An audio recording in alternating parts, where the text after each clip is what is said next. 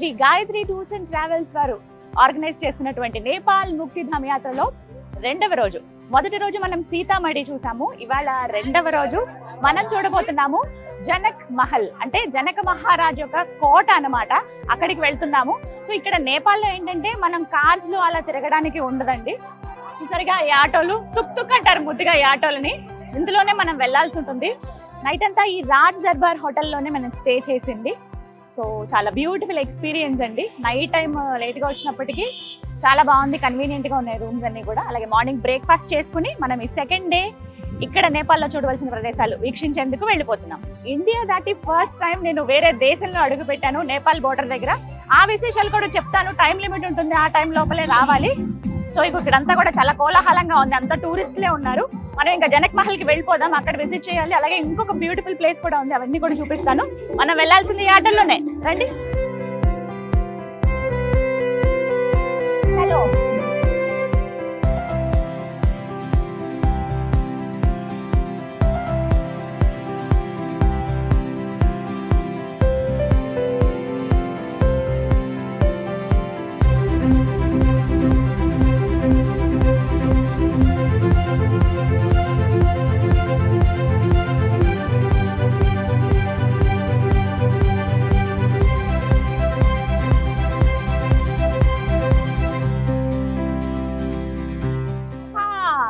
జనక్ మహల్ దగ్గరికి వచ్చేసాం మనం. చాలా చక్కటి జర్నీ అండి ఇది. ఈ ఆటోసే తుక్ తుక్ అంటారని చెప్పాను కదా. మనం ఎక్కడికి వెళ్ళాలన్నా కూడా వీటిలోనే ట్రావెల్ చేయాలి. ఇవన్నీ కూడా ఎలక్ట్రిక్ ఆటోస్. దాదాపుగా మీరు చూసుండొచ్చు. కార్స్ అనేవి చాలా కష్టం, కొంచెం సందులు ఇరుకిరుకు రోడ్లు ఉంటాయి కాబట్టి అలౌ చేయరు. సో మనం ఎక్కడికి వెళ్ళాలన్నా నేపాల్లో, ప్రత్యేకించి జనక్పూర్లో మనం ఏ ప్లేసెస్ చూడాలనుకున్నా కూడా ఈ ఆటోస్లోనే వెళ్ళాలి. Right, thank you, by. మళ్ళీ ఎలాగో మళ్ళీ అందులోనే వెళ్ళాలి, ఇంకా ప్లేసెస్ ఉన్నాయని చెప్పాను కదా.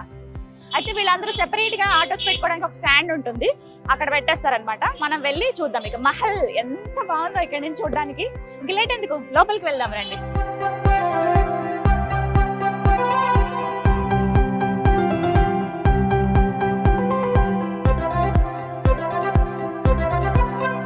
ఓకే, జనక్ మహల్ దగ్గరికి మనం వచ్చేసాం. ఒక్కసారి చూడండి ఇక్కడ నుంచి ఎంత బ్యూటిఫుల్ గా కనిపిస్తుందో. చాలా చాలా బాగుంది జనక్ మహల్. అంటే సీతమ్మ వారు మొదటి రోజున మనం ఈ నేపాల్ ముక్తిధామ్ యాత్రలో మొదటి రోజు మనం సీతామఢి చూసాం. అంటే అమ్మవారి ఎక్కడైతే దొరికారో జనక మహారాజుకు ఒక పొలంలో, ఆ ప్రదేశం చూసాం కదా. రెండవ రోజు అంటే ఇవాళ మనం చూస్తున్నది జనక్ మహల్, సీత అమ్మవారు పెరిగిన ప్రదేశం ఇది. మరి ఇంకా లోపలికి వెళ్ళి ఆ మహల్ ఎలా ఉందో చూద్దామా, రండి.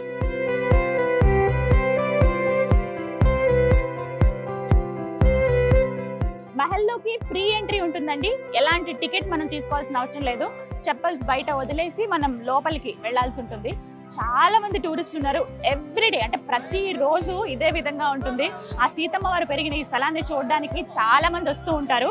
ఇక్కడ పూర్తిగా కూడా నాకు అంటే ఇండియాలోనే ఉన్నానా అనిపిస్తుంది, ఎక్కడ కూడా ఇది నేపాల్ అని అనిపించట్లేదు. వీళ్ళ కల్చర్ కానీ కట్టుబొట్టు అంతా కూడాను భారతదేశంలో ఉన్న ఫీలింగ్ వచ్చిందండి. ఇక్కడ మాట్లాడే భాష కూడా హిందీ ఉంది, అర్థమవుతుంది. బాగా గైడ్ చేస్తున్నారు కూడా, ఇక్కడ ఏంటి ప్రదేశం అని కూడా చెప్తున్నారు. ఇక్కడే ఉండి మాట్లాడితే ఇలా మహల్ చూడాలిగా, వెళ్దాం.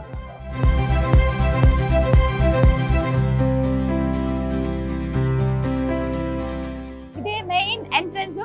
డోర్స్ చూడండి ఎంత పెద్దవో, అన్ని అప్పటి కాలంవే అనమాట. చాలా స్ట్రాంగ్ గా ఉన్నాయి. ఈ నిర్మాణాలన్నీ కూడా అప్పటివే. నిజంగా సూపర్, ఎంత బాగుంది తెలుసా. రాజులు రాణులు ఉండే మహల్స్ ఇలా ఉంటాయా అని అనిపిస్తుంది నాకు.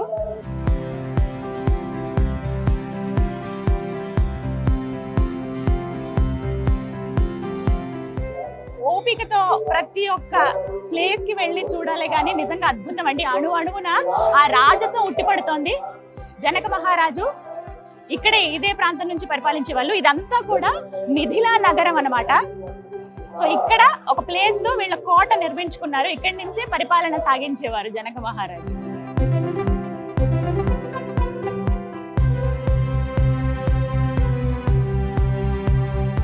జై శ్రీరామ్. ఈ జనక్పురి గురించి, అలాగే ఈ జనక్పురి కోట గురించి వివరాలు చెప్పేందుకు ప్రస్తుతం మనతో పాటు ఉన్నారు Shri Gayatri tours and travels అధినేత, ప్రముఖ జ్యోతిషులు బ్రహ్మశ్రీ భరత్ కుమార్ శర్మ గారు. వారితో మాట్లాడదాం. నమస్కారం శర్మ గారు. జై Seetharamamma. Thank you so much అండి.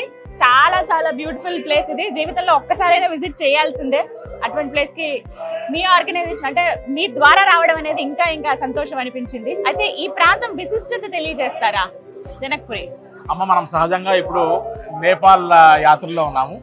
సుమన్ టీవీ ద్వారా ఎంతో మంది ప్రేక్షకులకి వారు సొంతంగా వచ్చినా సరే నేపాల్లో ఎక్స్ప్లోర్ చేయాల్సిన అన్ని ప్లేసెస్ ని మనం కవర్ చేసి వారికి పరిచయం చేయాలనే ఉద్దేశంతో మనం ఇప్పుడు ట్రావెల్ చేస్తున్న భాగంలో నిన్న మొదటి రోజు మనం సీతామ్మవారు జనక మహారాజు తన పొలాన్ని దున్నుతూ ఉంటే ఈ లోకమంతా సుభిక్షంగా ఉండాలి, ఈ రాజ్యం అంతా సుభిక్షంగా ఉండాలని ఆయన పొలం దున్నుతూ ఉంటే తద్వారా అమ్మవారు దొరికినటువంటి యొక్క ప్రదేశాన్ని మనం చూసాం. ఒక కుండంలాగా ఏర్పడినటువంటిది.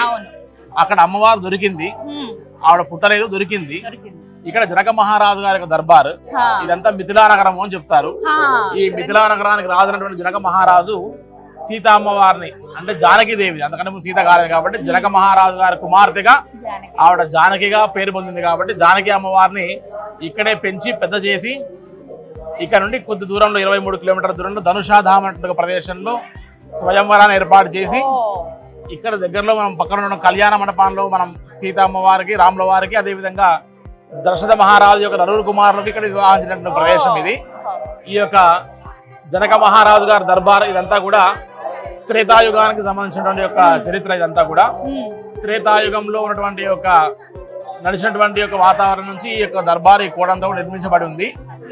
సుమారుగా ఇంచుమించుగా ఇది ఒక 10 ఎకరాల సంబంధించినటువంటి యొక్క కోట అని చెప్పచ్చు. అయితే ఈ యొక్క జనక మహారాజు గారికి సంతాన ప్రాప్తి లేకుండా ఉన్నప్పుడు ఆయన పరమేశ్వరుని కోరంగా వెంటనే అమ్మవారు ఈ రకంగా భూమిలో దొరికేసరికి ఆయన అపురూపంగా పెంచుకొని చివరికి ఈ యొక్క మహల్తో పాటు ఒకటే కుమార్తె కాబట్టి తన కుమార్తెకు ఉన్నటువంటి దారాదత్తం చేయాలనే ఉద్దేశంతో తన ఆస్తి అంతా కూడా ఈ మిథిలా నగరాన్ని, ఈ యొక్క కోటని, దర్బార్ని, అదే విధంగా ఈ యొక్క మిథిలా నగరం అంతా కూడా ఆయన రాముల వారికి దారాదత్తం చేసి చివరికి ఆయన కలిసి దగ్గర ప్రదేశంలో వెళ్ళి ఒక కుటీరంలో ఆయన నివాసం ఉన్నారట. ఇదంతా వదిలేసి ఇంకా అంటే కన్యాదానంగా ఇచ్చినప్పుడు అంతటి సాక్షాత్తు శ్రీరాముల వారికి ఎంత ఇచ్చినా తక్కువైన ఉద్దేశంతో ఆయనకు అంతటి యొక్క సంపద అంతా దారాదత్తం చేసిన ప్రదేశం అట. కాబట్టి జనక మహారాజు గారి యొక్క దర్బారు మిథిలా నగరం, ఇక్కడ జానకి అమ్మవారు పుట్టినటువంటి ఒక ప్రదేశం కాబట్టి ఈ యొక్క దేవాలయాన్ని జానకి మందిర్ అంటారు. సో ఈ యొక్క జనక్పూర్ లో మెయిన్ టెంపుల్ ఇది. దీంతో పాటు రామాయణానికి సంబంధించి, జానకి అమ్మవారికి సంబంధించి, అదే విధంగా ఎన్నో విశేషమైనటువంటి క్షేత్రాలు చాలా ఉన్నాయి జనక్పురిలో. ఈ ప్రాంతం అంతా కూడా దగ్గరలో ధనుషాధామ్ అని ధనుసును వెలిసిన ప్రదేశం ఉంది. సో చాలా చూడదగ్గర ప్రదేశము. కాబట్టి ఇదంతా కూడా మన ఇండియన్ కల్చర్ లానే ఉంటుంది. ఇండియా దగ్గర బార్డర్ లో ఉంటుంది. ఒకప్పుడు ఇదంతా కూడా భరతవర్షం, భరతఖండం, జంబూ ద్వీపమే కాబట్టి ఇక్కడ యొక్క క్లైమేటిక్ కండిషన్స్ కానీ, జనాలు కానీ, వారి యొక్క ఫేస్ కలయికలు కానీ ఇవన్నీ మనలానే ఉంటాయి. నేపాల్లో మనం ఖచ్చితంగా చూడవలసినటువంటి ఒక ప్రదేశాల్లో ఈ జనక్పూర్ కూడా ఒకటి. థ్యాంక్ యూ సో మచ్ అండి. చాలా క్లియర్ గా అంటే 2 ముక్కల్లో చెప్పారు. ఖచ్చితంగా అందరూ చూడాల్సిన ప్రదేశం ఇది. థ్యాంక్ యూ వరద్ గారు, నమస్కారం. సో చూసారు కదా ఎంత నిజంగా బ్యూటిఫుల్ గా అనిపిస్తుందండి. కన్నుల విందుగా ఉందన్నమాట. చుట్టూ అసలు ఎంత చూసినా ఇంకా ఇంకా మిగిలే ఉందన్నట్టు. మొత్తం 10 ఎకరాలంట కంప్లీట్ గా. సో ఇంకా కొంచెం డీటెయిల్డ్ గా మీకు చూపిస్తాను. లోపల అమ్మవారి మందిరం కూడా ఉంటుంది, జానకి అమ్మది. వెళ్ళి చూద్దాం.